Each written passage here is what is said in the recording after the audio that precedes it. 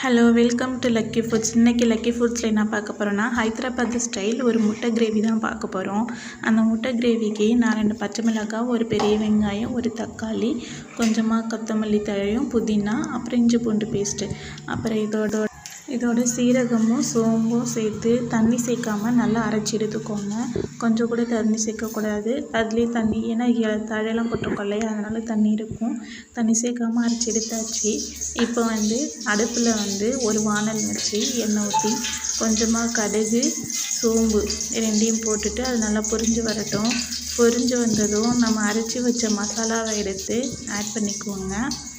Add பண்ணியாச்சு. இப்போ அதை நல்லா பச்சை வாசனை போகிற அளவுக்கு நல்லா 2 to 3 நிமிஷம் நல்லா கலந்து விட்டுக்கோங்க. கலந்து விட்டுட்டு இப்போ நம்மளோட இஞ்சி பூண்டு பேஸ்ட் இருக்கு இல்லையா, அதை எடுத்து ஆட் பண்ணி அதோட பச்சை வாசனையும் போகிற அளவுக்கு நல்லா கலந்து விட்டுக்கோங்க. ஒரு 2 to 3 நிமிஷம் நல்லா கலந்து விட்டுக்கோங்க. லோ ஃப்ளேமில் வச்சு கலந்து விட்டுட்டு நான் இப்போ 2 ஸ்பூன் தயிர் எடுத்துருக்கேன், கெட்டி தயிர். அதில் கலந்து நல்லா ஒரு 2 நிமிஷம் இல்லைன்னா ஒரு நிமிஷம் நல்லா கலந்து விட்டுக்கோங்க. அந்த பச்சை வாசனை போகிற அளவுக்கு கலந்து விட்டாச்சு. இப்போ நம்ம மசாலாலாம் ஆட் பண்ணிக்கலாம். நான் கொஞ்சமாக மஞ்சள்தூள், மல்லித்தூள், அப்புறமா உப்பு சேர்த்து நல்லா கலந்து விட்டுட்டு கலந்து விட்டாச்சு. இப்போ கொஞ்சமாக மிளகாத்தூள் ஆட் பண்ணிக்கலாம். மிளகாத்தூள் ஆட் பண்ணி நல்லா கலந்து விட்டுக்கோங்க.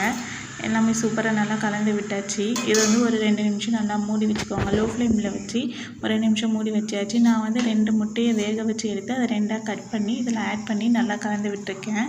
இப்போ அதை நல்லா கலந்து விட்டுட்டு இப்போ கொஞ்சமாக கொத்தமல்லி இதெல்லாம் போட்டு ஒரு நிமிஷம் கொதிக்க வச்சாச்சு.